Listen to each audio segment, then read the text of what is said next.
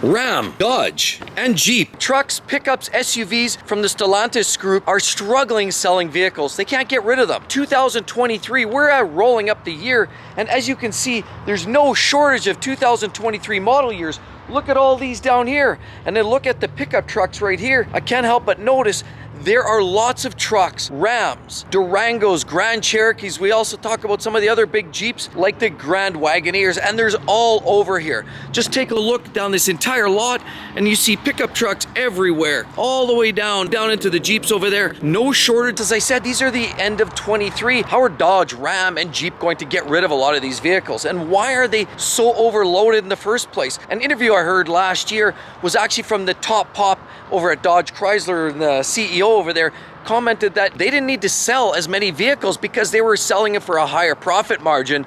And as well, the other awkward part is now Dodge, Ram, Jeep, they're all trying to cater to a higher group. Did you know that a lot of these brands now are trying to elevate themselves to more of a luxury space? They're clearly not a luxury vehicle. Do you think this lines up with the likes of BMW or Jaguar? No, probably not, but that's okay.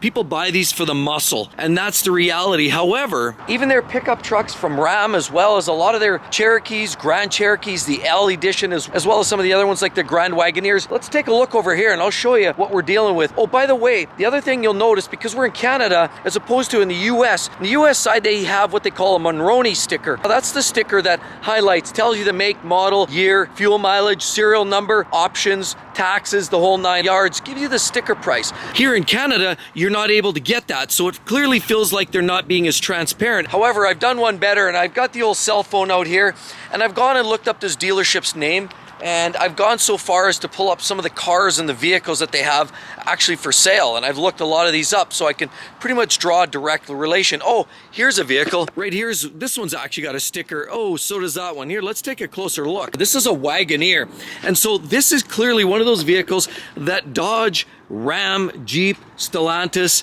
you name it, FCA, what they're trying to do to promote themselves as a more luxury brand, and that's why they're so expensive. But unfortunately, they're expensive for no reason, and people still don't see the value when you talk about spending the kind of money on one of these as you would on, say, a current generational conventional type luxury vehicle. I mean, think of the likes from Audis and the BMWs, Benzes, and you think of their premium vehicles and the kind of vehicles you can get for this price point.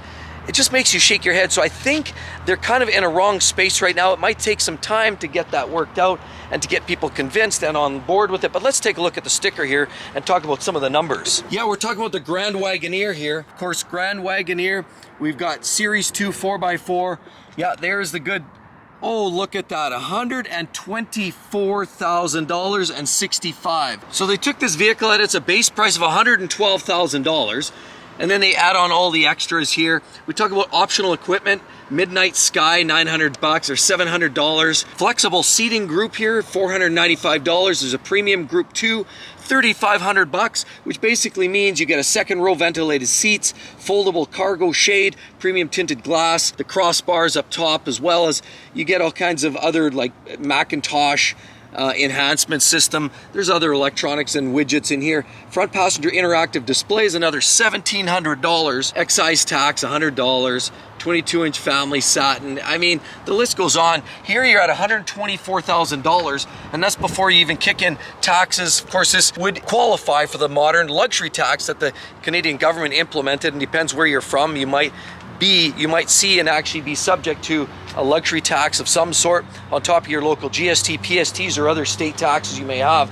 So clearly that's not a cheap vehicle. $125,000 out the door, you're probably closer to $140,000 for that vehicle. That's a lot of money for a Grand Wagoneer. So why do you think they're having a hard time selling these vehicles? The sheer price of them just is a big part of it. And then here we pull out the phone here, and I'm looking at a Jeep Grand Cherokee. Of course, we're listed sticker at about $95,000, which is absolutely ludicrous, but it looks like they're actually giving, at least on the site here, giving you about a $9,000 discount. So it feels like some of the original pricing at the factory was a little bit out to lunch, and they might be starting to realize it. They're gonna have to motivate to get people to buy these. But let's take a look. What do we have over here? We have a bunch of Grand Cherokees. This one here specifically, look, you'll notice it has the blue tinge on it there. Obviously, we're talking about, this is the E, so you have essentially the plug-in right there, And it's a beautiful vehicle, don't get me wrong. I mean, it's dressed up nice and it has all the amenities. I notice it does have a sunroof, and of course some leather seats that probably look a little bit more pleather, but it's a nice looking vehicle. And the interior is actually quite pretty on it, no doubt about that. But let's take a look over here. We have the window sticker here on this one, and this vehicle here starts at about $73,000. And if you look at, you tack on all the extras, that takes us up to over 81,000 and change for this vehicle. That's before taxes and all that. Again, start tacking all the taxes on, you're about $100,000 for this plug-in Jeep hybrid, essentially this plug-in Grand Cherokee here, which clearly is a pretty vehicle, but now you're into BMW, low-level BMW X5 territory, possibly, you know, the Audi Q5 territory dressed up with some of the hotter engines. You're in that territory, but this is not a luxury brand. And while it may have some of the luxury amenities, just look at the fit and finish. They don't do with, you know, the big panoramic glass like some of the other vehicles in the luxury brand segment have. It doesn't have the pedigree, and that's where, unfortunately, where Dodge and Jeep is struggling here, or the Stellantis group, in trying to get people convinced and get them over and convince them that they're basically buying something that's worth more money. So that's another reason why they're going to struggle with sales. But let's see what else they have here. Oh, what do we have over here? We have some smaller units. This is more their entry-level configurations right here. We have the little Cherokees. There's a Compass and there's the Cherokees. They have some smaller vehicles, but here we do have a window sticker right there. But let's take a quick look here and just make sure that we do a good comparison. As you can see, it is kind of a dressed down looking type of SUV. It's certainly not the Grand Cherokee. This is the Cherokee, the little more of a base model.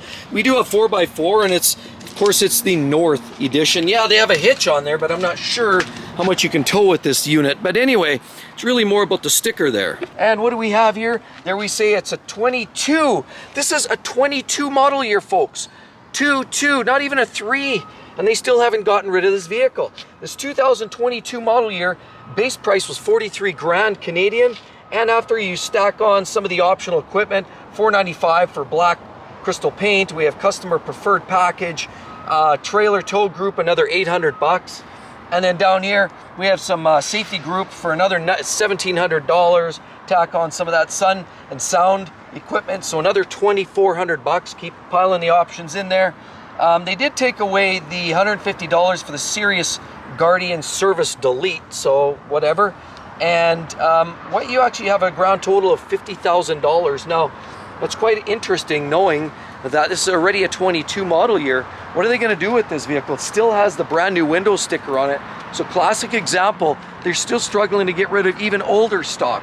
But there, over there, is where the real money shot seems to be. And I often find, I love the Jeeps in terms of their versatility and their popularity. The resale's quite good too. So I think if you're buying a new one, at least the only thing you can console yourself with is, did you realize the Wranglers are one of the best holding vehicles? Like if you were to say buy one and 5 years later sell it, you're gonna get probably 90%, 95% of its original value back. So that's a win, and Jeep knows that. And that's why there's no reason a TJ, the old YJ TJ Wrangler should be the kind of money that it is, but they know that the popularity brings customers back. They know that people are willing to spend the money on the front end, knowing that they'll get the money on the back end. But let's take a look. We have a sticker up here. Most of these don't. Some of these do. There's a sticker on that Rubicon. I'll notice it's the Rubicons that seem to have it. This one here does not. Oh, it does have it in the back. There's two, but that's more of a base model. Let's take a look at the Rubicon and what they're saying there. And this base Rubicon here starts at $59,000 right here. And this one goes up to 68 grand. 68 grand, 4-door, hardtop. Actually looks like a decent spec. You actually have a nice set of wheels on the front all the way around. Obviously more of an off-road setup. So as you can see, more of the base model with these highway tires versus this more of the mud terrain tires right there. So the Rubicon locking front hubs, this is a great rig if you want to go off-roading. This is probably the Jeep to have, and they know that. But what kind of options are they chucking in there? I mean, you're looking at, there's a torque flight transmission there. You have the 2-liter I4, what is it? Direct injected turbocharged engine with stop start. They took $200 off because it's the upgrade engine on there. What do we have here? $1,700 for the leather face seats. So there's a few upgrades in this vehicle, and for that price, That's probably one of the better values and value propositions, but it's still an overpriced vehicle, and that's why a lot of people are losing the sensation that they need to go and buy, you know, going out and spend 60, 70 grand for a new Jeep seems like a lot of money.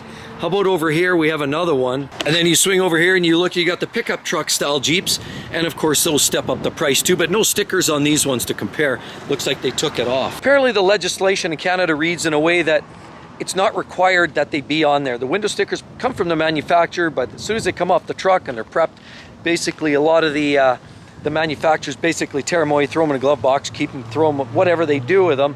In the US side, it's actually potentially fined. No one but the new owner is actually supposed to touch those window stickers. But let's see what other kind of pricing we can find going on here. All right, well, let's take a look here. Well, we see, actually, I must have missed this one somewhere, because I'm actually looking at a 2023 Jeep Wrangler, and it looks like it has a sticker of 142,000 bucks. I don't think it's this one here, although we have a trail rated Rubicon. This one looks like it's kind of decked out, but I don't think that's it. Usually the ones that I've seen those next level pricing is usually when they really start throwing the accessories on it. But $142,000. Take a close look right there, folks. 142 grand, but they're discounting it about $6,000. Yeah, you too can feel like you had a great deal. Could you imagine spending $140,000 plus taxes on a Jeep Wrangler? I don't get it, but that's another reason they're pricing themselves out of the proverbial market. Now you can get into the base models of this, that, and the other, but it feels like a lot of the vehicles that are more desirable, maybe the ones that you really want to have, clearly like anything, are way more, and you're going to pay a lot more money for it. So why is Dodge keep pricing it the way they are? They know their backs against the wall. They clearly know that they have lots of vehicles here that they have to try to sell, and they're clearly not selling. And then we look at some of the Rams here, and I had a quick look at this one. What do we got here? A fairly plain looking spec. It doesn't look like it's overly dressed up. You do have plain grille. Yeah, they're pretty interesting looking vehicles, and you do have the matte finish on the wheels, but this one is a 1500 Hemi E-Torque right there, so it's not base, but it's certainly not that big of a spec. You do have the larger back seating space on this vehicle. It is a 4x4, but any guesses on what this unit goes for? It's absolutely ludicrous. Let's take a quick look over here and check the window sticker. It's kind of hard to see, the tinted windows so dark here, but let's take a look here. Basically, what we're looking, yeah, it's pretty hard to see. $82,000 plus GST.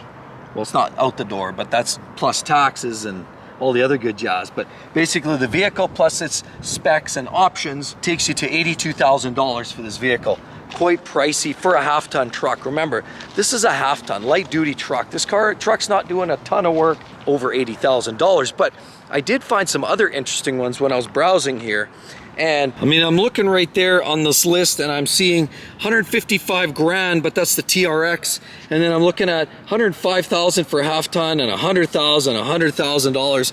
So they're probably fairly well spec'd. But I can't believe how much money people are paying for these vehicles. And they are great trucks, don't get me wrong. I actually personally drive a Ram, an older Dodge Ram, and I like it. It's still trucking along, the old 4.7.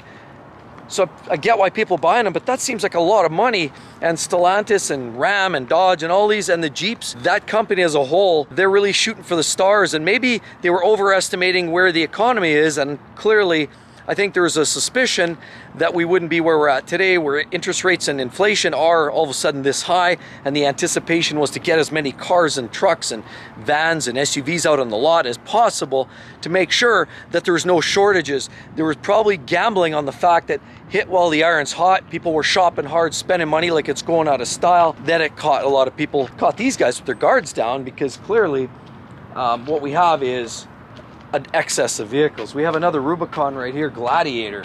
That one's 77 grand out the door. Now here's a great one. We have the Dodge Durango. As you can see, the big nostrils and the flares down there. Look, you have the big wheels. It's the SRT. Whoa, look at that. Yes, it has all of the wings and dings and all the goodness behind it. But clearly, this is the hot engine tucked in there. This actually has the big supercharged V8, over 700 ponies. And let's take a look how much this vehicle is. Whoa, $141,000 out the door. Base price 123 grand, and then you start adding, you know, all kinds of like different packages, black packages, and add all these extras, more appearances and whatnot. But performance-wise, that's the top pop. big money. We have 62 grand here on this rally pack. Here we have another Durango, but this one's a little bit simpler. GT Rally AWD, so it's the all-wheel drive version, as most of them are up here in Canada. And again, these obviously clearly just came off the boat. There's a window sticker in there, and of course sticker and plastic on the windows. So these have just come off the truck, and people have yet to actually, fortunately, I'm getting a good look at these because a lot of these do get their stickers ripped off once they hit the lot over there. Well, looking in here, honestly, I've seen trucks as high as $150,000, $160,000. I've seen Wranglers here as much as almost 140 grand, all before taxes. I'm seeing the Grand Wagoneers up about 140 grand. So these are like, I mean, these are serious dollars. But conversely, what's starting to happen now, after looking here and checking online, I'm starting to see the fact that what they're doing is hammering some incentives. You're seeing sticker and then you're seeing like a discount. I'm seeing 5 grand, 10 grand. I even saw one in there that's $20,000 marked off. So clearly that tells me that there's a lot of opportunities here. If you like the brand and you were planning on buying something anyhow, I would suggest this is probably some time to maybe take a look and see if you can wrangle up a deal. Pardon the pun. And then we're down here at the Toyota dealer here locally, and we just have a few basically used vehicles here. And look, over there, they don't stock up. Toyota is having a difficult time in getting vehicles, new vehicles. I mean, they just have this small lineup of used vehicles here, and they're not even the desirable models. A lot of them are clapped out, you know, higher mile RAV4s, things like that. There's literally nothing here to even compare to, and clearly Toyota is in a state where, other than a few cars that they have in the showroom there's really nothing out here in the lot. A couple years ago, this was full. There was lots of cars here, but not anymore. They just can't get vehicles. About a year ago, we went down to buy ourselves a Toyota Camry, brand new one, and they had nothing. We walked into the showroom, it was empty. Clearly, Toyota's had a tough time coming back from this whole, you know, with the chip shortage and all of that.